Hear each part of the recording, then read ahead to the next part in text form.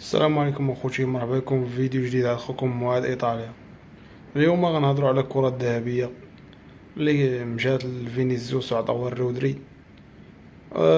بالنسبة لي انا الكرة الذهبية كانت مستحقة لفينيسيوس، حتى انا مداش كان خصو يديها داني كارفاخال، حيت هو اللي داني كارفاخال هو اللي دا كلشي. الا قالوا المعيار هو اليورو، فداني كارفاخال دا اليورو، دا تشامبيونز ليغ. الا قالوا المعيار تشامبيونز ليغ، داني كارفاخال دا تشامبيونز ليغ.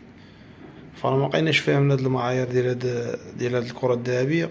شحال هادي قالك الكوبا هي اللي كتحكم، هي ما تداها ميسي دابا الكوبا وكاس الملك فاش كان 2019.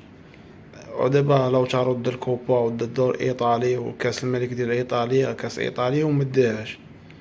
شويه قالك عاوتاني الاهداف، فهالاند ماركا مع شحال من بيت، 51 بيت ومع 50 بيت، ودا ثلاثيه ومداهاش. كل عام تيخرجوا لينا بواحد المعايير جديده.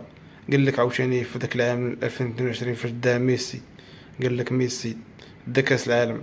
في 2010 فاش دا انيستا كاس العالم ما داهاش.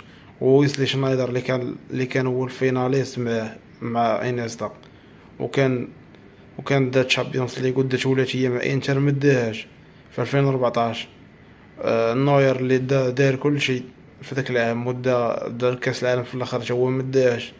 ريبيري في 2013، كزافي، والقائمه طويله بالتاريخ ديال السرقات. ليفاندوفسكي تا هو كان خصو يديها. يعني المعايير كتبدل على حساب واش عندهم مشكل مع النادي ديالك، واش عندهم مشكل معاك ولا لا. كان عندهم مشكل مع ريال مدريد فراه غيحادوا الكرة الذهبية للاعب ديالك ويعطيوها لأي واحد آخر. وكان عندهم مشكل، لا كان عندهم مشكل مع برشلونة ولا مع نادي آخر غيعطيو لشي واحد من الريال ولا من شي واحد. يعني ما عندهاش مصداقية، فقدات المصداقية الكرة الذهبية صافي. ما خصناش نبقاو ناخدوها كأنها معيار ولا شي حاجة. في الأفضل في العام خصنا نشوفو جوائز الفيفا دابا، هو اللي خصنا نعطيهم قيمة كتر.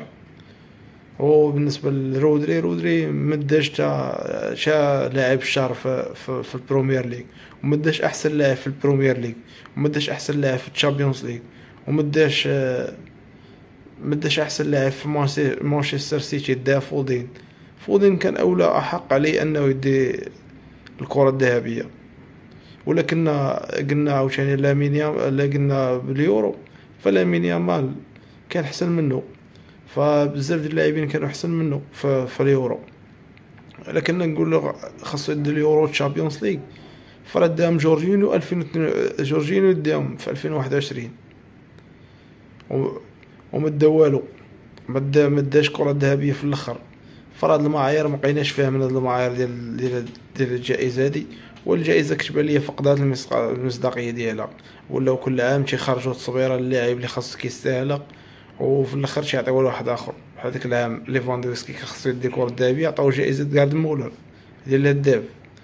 ورونالدو كان كيديها حيت كيماركي اكثر عدد ديال الاهداف وكان كيدير الارقام. ميسي هو كذلك. هادشي اللي كنا كنعرفو في الاول. دابا كل عام تيخرجوا اسباب جديده. فراه فينيسيوس اللي كان خصو يديها راه غيدي جائزة افضل لاعب في العام، ماشي جائزة افضل واحسن لاعب في العام. احسن لاعب اخلاقيا ما كايناش هادي، يدير اللي بغا يدير. هو اصلا كيتعرض للعنصريه، فاش بغيتي يدير. هو لاعب كره القدم. كان كاطوزو مثلا كان يستحق يديها واحد العام وما غيحيدوه ليه، يقولك لا حيت كيضارب في التيران. ديك كره القدم هي ديك كره القدم، كيستاهل يديها عطيه ليه صافي. ما تقولش لي انا حيت كيضارب في التيران ولا كيضارب. لكن كيضارب عطيه لداني كارفاخال. ولا كان عندكم مشاكل مع الريال فاري، ولا مشاكل مع الريال ابار كرة الذهبية. وهذا ما كان اخوتي ان شاء الله.